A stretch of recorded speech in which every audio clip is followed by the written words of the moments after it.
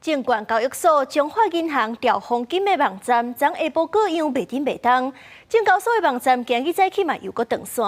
资安署是证实是受到网络攻击，目前是已经恢复正常啊。有资安专家就咧要讲，可能是最近总统赖清德的专访引起瓦洛西亚海客不满，才会出手攻击。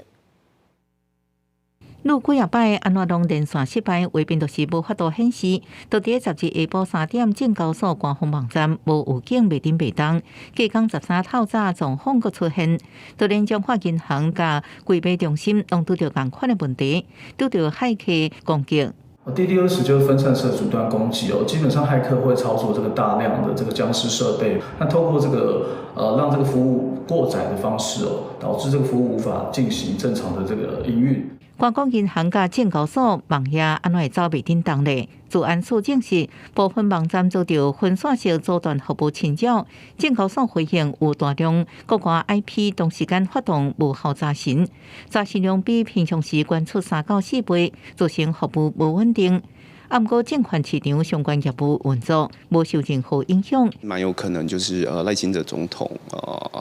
前几天的发言，就是他提到了爱混条约的部分，他们有意想要遏制这样子的所谓列解俄国的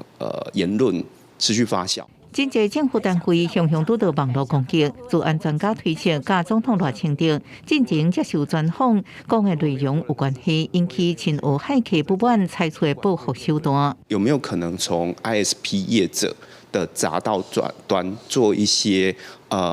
流量的监控，然后直接从 ISP 把这一类恶意攻击的 IP 做一个及时的流量清洗阻断？ 这种攻击，专家点出缺少技术含量，算是威胁效果比实际意义较大。不过境外网攻，其实从来毋捌消提过，都是好的时间点，互官方机关告私人企业，应好好想看卖如何强化防范，维护资安通信的安全。记者综合报道。